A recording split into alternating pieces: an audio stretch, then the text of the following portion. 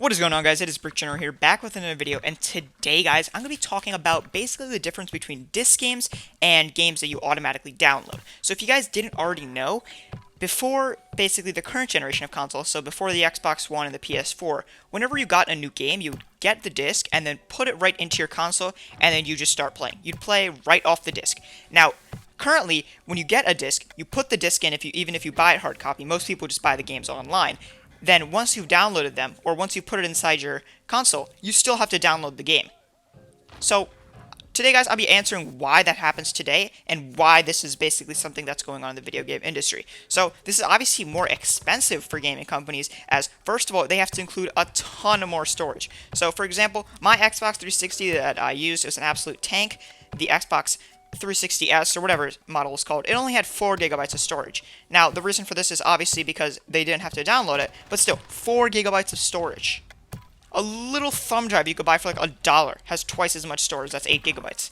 Now, currently, the base model for an Xbox One or Xbox One S starts at 500 gigabytes, over 100 times that. So, as I said, the reason is that you have to download it, but I'm going to be talking about why they even decided to do this, and the main reason, guys, is speed. If you guys didn't know, games that were before obviously had a lot less data on them. They weren't as large files. So I'm going to take 2 games right here to compare, and I'm going to take an older game that was from the older generation and take one that is currently very popular. So the older game we're going to talk about is Modern Warfare 2. This game came out in 2008 or 2009, and it was in the prime of the Xbox 360 and PS3. A lot of people had that game, and then also I'm going to be talking about the current most popular Call of Duty Modern Warfare. Now this game, guys, added up with Warzone and everything, is upwards of 200 gigabytes, whereas the Modern Warfare 2 is only 11 gigabytes.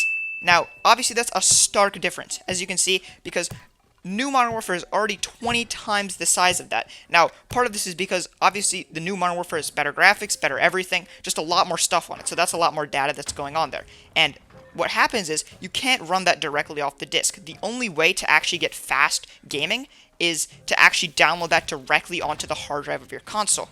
With something like Modern Warfare 2, where the file size isn't that big, you can put the disk right in and basically run the game directly off that. Now, the problem with that here is that since Modern Warfare is 20 times that size, the disk physically cannot spin fast enough to process that all the data that's going through there to play it with a smooth experience. If we were to have it, the loading times between things would be insanely long. You'd basically have to wait 10 minutes to get even into anything.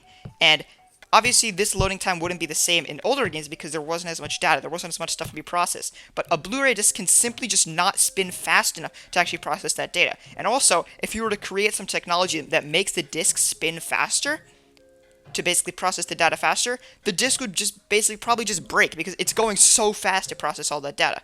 So now you may be wondering, why are we still selling games on disc then? Like, you can go to GameStop, or if anyone actually goes to GameStop, if you go to like a store and buy a game, you still get it on a disc.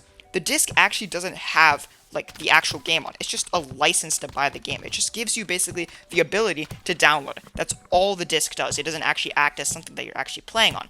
So for now, you have to have a ton more storage because it's a lot faster, and it makes a lot more sense to have just the game running off your hard drive instead of actually directly off the disk. Now, this does open actually an interesting conversation where it's potential, because discs are actually pretty old. Nobody actually uses disc for that much besides either watching movies or something like that, which still not many people do since they just watch directly off streaming services, or for games, even though discs aren't actually used for that.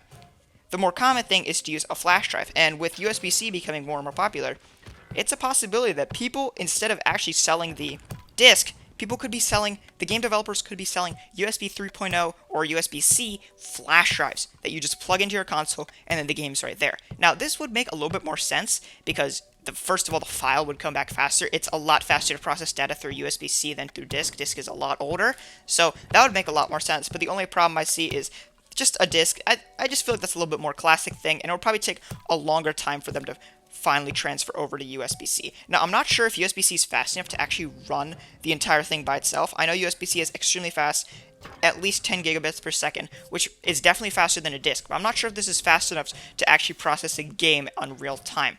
So, I'm not sure, guys. This could be a possibility. That's going to do it for this video, guys. Hope you guys enjoyed. If you guys got any questions, let me know in the comments below. And yeah, I'll catch you guys in the next one. Peace.